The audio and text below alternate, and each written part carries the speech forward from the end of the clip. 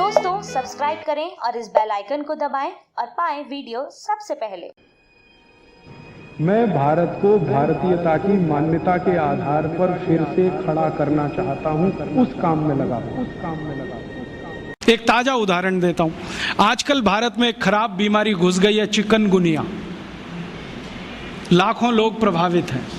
मैं 6 महीने से गांव-गांव घूम के उसका इलाज कर रहा हूं और आपको सुनकर ताज्जुब होगा, ज्यादा लोगों को इलाज में मैं एक ही बात बताता हूं, तुलसी का काढ़ा पी लो, नीम की गिलोय होती है ना, उसको भी उसमें डाल लो, थोड़ा सूंठ डाल लो, थोड़ी छोटी पीपर डाल लो, बस ये 4-5 चीजें, और थोड़ा गुड़ डाल लो क्योंकि ये कड़वा इतना है कि पी नहीं पाओगे।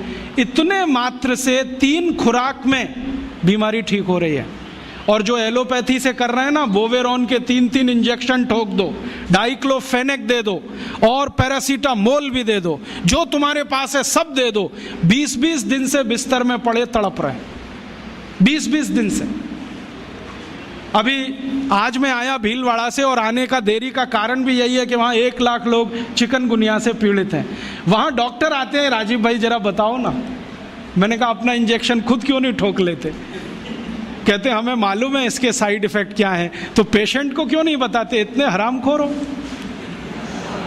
तुम्हें मालूम है कि इसका साइड इफेक्ट क्या है? वोवेरॉन लगाएंगे तो क्या होने वाला है? मुंह में छाले हो जाएंगे, गले में छाले हो जाएंगे, अल्सर भी हो सकता है, तुम जानते हो, फिर पेशेंट को क्यों नहीं बताते? ये हरामखोरी तुम में कहां से आ गई? अपने को इंजेक्शन ठोकोगे नहीं, उसको ठोकते जाओ, तुम्हें मालूम नहीं है ठीक नहीं होगा। फिर पैरासीटामोल देते जाओ, डाइक्लोफेनेक देते जाओ, नोवलजिन के इंजेक्शन लगाते जाओ। और दुर्भाग्य से एलोपैथी ने ये सब नाम 20 साल पहले बैन कर दिए।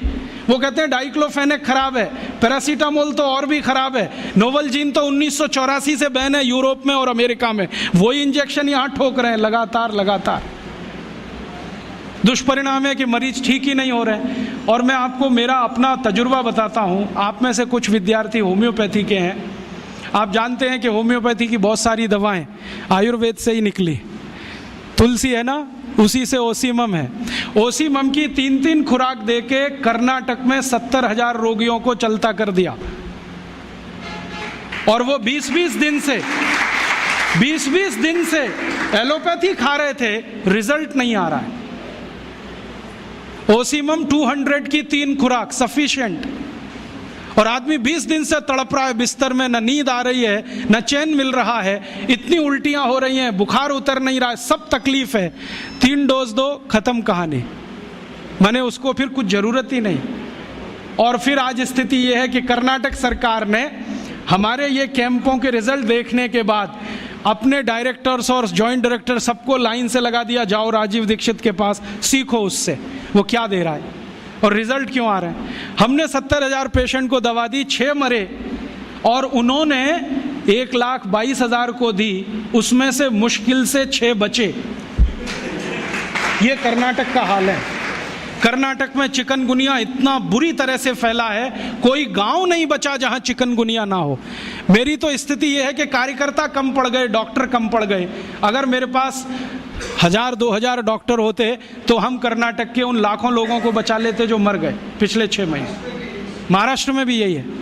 रिजल्ट मिलते हैं उन दवाओं से, तो भरोसा क्यों नहीं करें उनके ऊपर? ओसीमम तो तुलसी में से ही बनी है भाई, और तो क्या है, डाइल्यूशन फॉर्म में है, बस इतना ही तो है। और तुलसी का काढ़ा समझ लो मदर टिंचर फॉर्म है उसका। तो काढ़ा दे दो तो समझ लो मदर टिंचर दे दिया, और पोटेंसी में दिया तो डाइल्यूट करके दिया। और आप जानते हैं कि ये आयुर्वेद का ही सिद्धांत है कि औषधि की मात्रा जितनी कम रखो, असर उतना ही अधिक है। होम्योपैथी तो इसी पे काम करती है।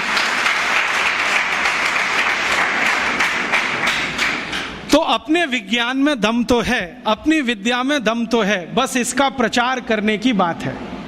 प्रचार कौन करेगा? आप करेंगे। और इसका सबसे सरल तरीका है वॉक एंड टॉक।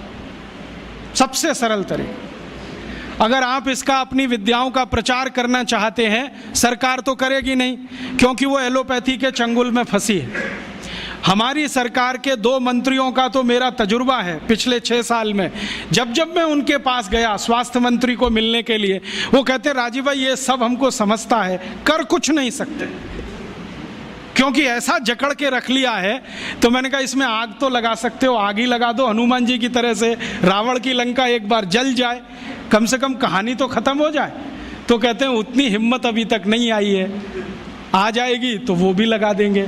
तो उनमें तो आने से रही, क्योंकि वो तो फंसे हैं अपने स्वार्थ में। आप इसको तैयारी करो, एक ना एक दिन ये विदेश से आई हुई चिकित्सा पद्धति के तंत्र को ऐसे ही उखाड़ के फेंकना है जैसे ईस्ट इंडिया कंपनी को उखाड़ के फेंका था हमने।